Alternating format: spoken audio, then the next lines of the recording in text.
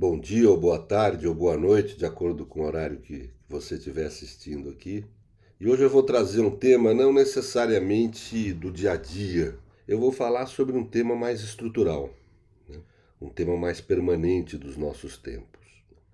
E são as novas formas, podemos chamar de autoritarismo, próprias do século XXI, desse momento que nós estamos passando. Bem, para poder compreender isso, nós temos que pensar o autoritarismo historicamente, ou seja, no momento anterior. Como se organiza um Estado autoritário no século XX, por exemplo, como é que a sua instrumentalidade, como é que ele realiza suas pretensões autoritárias ou totalitárias. No século XX, nós tínhamos o que na tradição do direito se chama estado de exceção por governos de exceção. Estado de exceção é sempre a justificativa que o autoritarismo vai utilizar, utiliza até hoje, para poder implementar um modelo autoritário de Estado. Uma justificativa de que, vamos dizer, face ao ataque do inimigo ou alguma emergência social, portanto, sempre uma situação de estado de necessidade pública, é preferível suspender o direito e suspender a democracia do que, vamos dizer, liquidar com a segurança do Estado e das pessoas da sociedade. Então, para preservar a segurança do Estado e da vida social, segundo esses pensadores, seria necessário suspender os direitos, a Constituição e a democracia. Essa é uma justificativa que eles têm para poder ir construindo o arcabouço teórico do Estado autoritário ou totalitário do século XX. Há uma ideia comum de pensar essas ditaduras, o nazifascismo, as ditaduras militares, as ditaduras europeias, ou seja, esses estados autoritários barra totalitários, de pensá-los como algo semelhante a uma soberania absolutista, onde o líder do Estado, o chefe de Estado, o chefe de governo, teria uma forma, vamos dizer, ilimitada de agir sem nenhum tipo de norma regendo as ações desse Estado, onde regeria uma anomia absoluta, ou seja, uma ausência de norma regrando a conduta estatal, uma ausência de leis, de constituição, né? Na realidade, é algo mais complexo do que isso. O Estado, chamado Estado, a existência de leis, de normas, é algo essencial à reprodução do capitalismo. Não há atividade empresarial, comércio pleno, se não tiver contrato, portanto, leis, e onde as desavenças e desacordos são resolvidos por advogados, promotores, juízes, por um sistema de justiça. Tudo isso com a aparência de ser um Estado de direito democrático.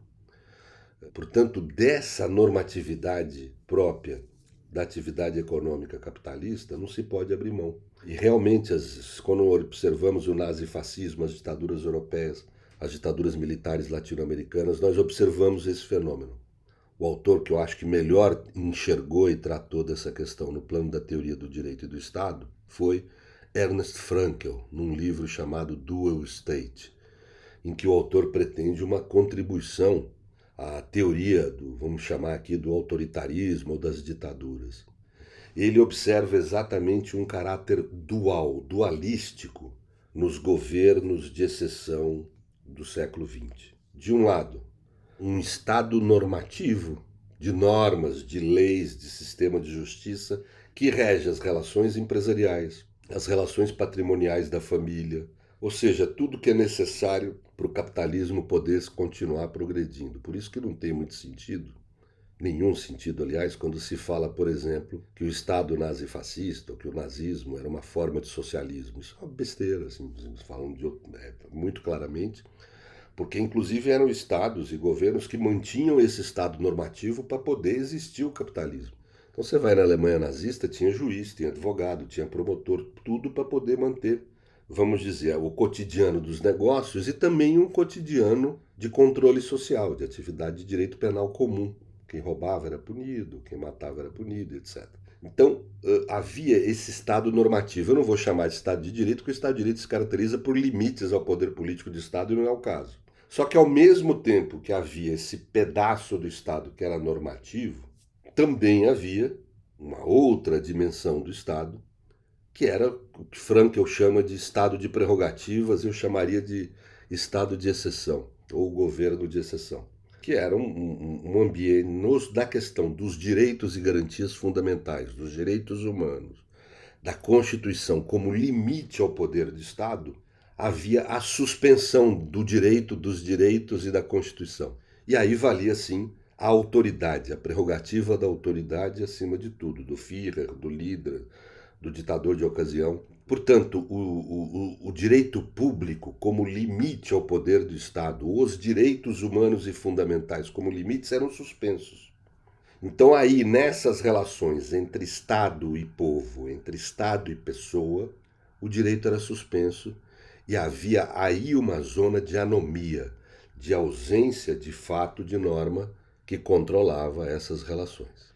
E do outro lado, além vamos dizer, dessa degeneração do direito, existe a declaração da suspensão dos direitos. Isso é absolutamente fundamental. O que nós vamos encontrar de comum nesse aspecto entre o regime nazista, o regime fascista, as ditaduras franquista e salazarista e as ditaduras militares brasileiras é que nesses regimes autoritários próprios do século XX há a declaração da suspensão dos direitos. Isso ocorre, por exemplo, na Alemanha, quando após o fogo no incêndio no Reichstag, Hitler declara primeiro o estado de emergência ou de exceção, com base no artigo 48 da Constituição de Weimar, e logo depois ele aprova no parlamento a Lei de Plenos Poderes, em que era declarada a suspensão dos direitos e a ditadura hitlerista, digamos assim, o estado de prerrogativas de Hitler, né? Da mesma forma, por exemplo, aqui no Brasil, para dar outro exemplo, nós tivemos o AI-5, os atos institucionais todos, que foram declarações paulatinas de suspensão dos direitos da Constituição. Lá como aqui havia judiciário, Ministério Público, mas que no momento em que esse judiciário, Ministério Público e advocacia passavam a significar limites ao poder do Estado, eles eram afastados. Aqui no Brasil, ministros do Supremo foram aposentados, foi feito tudo o necessário para que o Poder Judiciário continuasse exercendo suas funções na reprodução do capitalismo e no controle social básico, mas sem interferir nos poderes do soberano. O que muda no século XXI? Bem, várias coisas mudam, não tenho tempo de falar de todas aqui. Mas no aspecto estrutural é essencial. Passam a existir regimes autoritários e às vezes totalitários, mas em que não há a declaração da suspensão dos direitos, do direito e da Constituição. A Constituição é mantida no seu lugar, os direitos não são declarados suspensos, mas por uma série de condutas, às vezes do executivo, às vezes do próprio sistema de justiça, eles vão sendo esvaziados de sentido. Interpretações judiciais ou condutas do executivo vão erodindo o direito, a Constituição e, portanto, a democracia através de condutas concretas, que não são mais governos de exceção, mas sim medidas de exceção fragmentárias no interior da estrutura democrática e de direito do Estado. Alguns autores vão chamar esse fenômeno de democracia liberal, outros vão falar de morte paulatina da democracia.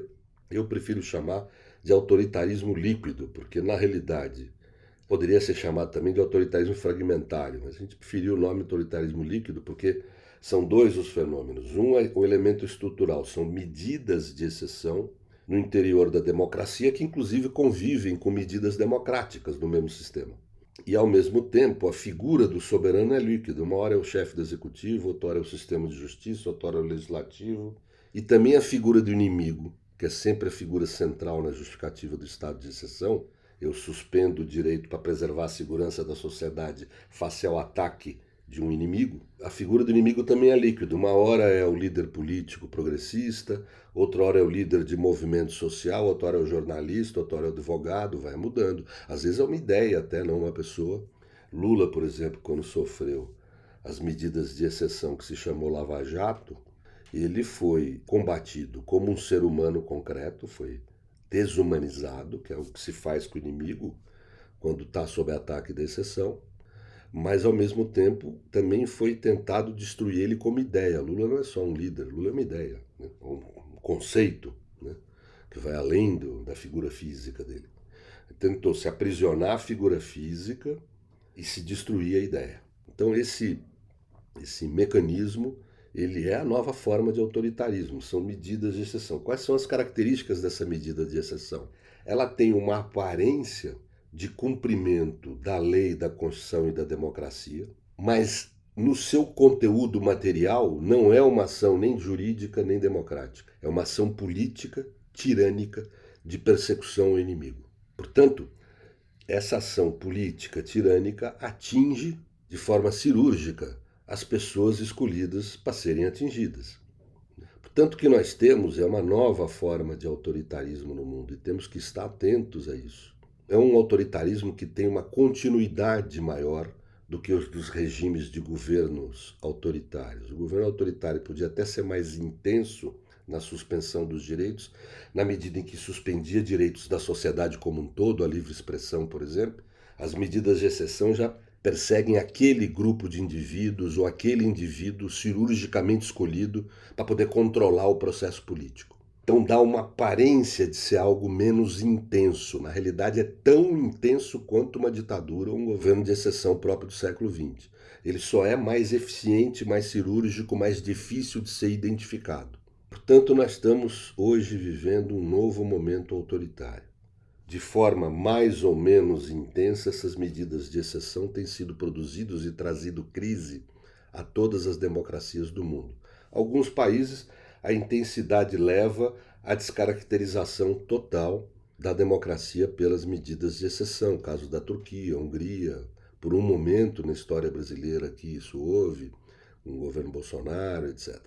Esses governos da chamada nova extrema-direita são governos que procuram gerir a política de uma forma a esvaziar a democracia, mantendo ela como uma mera maquiagem. Nós temos que tomar cuidado porque a extrema-direita usa essa confusão semântica em seu favor. Ah, golpe o Bolsonaro não promoveu. Golpe no modelo do século XX, não. Com tanques na rua, com militares, etc. Vão ser mecanismos interruptivos da democracia, como, por exemplo, foi o impeachment em Honduras ou o impeachment de Dilma Rousseff aqui no Brasil. Então nós temos que ter essa cautela. Os golpes se protraem no tempo, são produzidos por medidas fragmentárias, não são mais os golpes tipo do século XX. Eu espero ter sido claro, agradeço muito a atenção de vocês. Hoje o tema não foi tanto do cotidiano, mas às vezes isso vai ocorrer aqui na coluna.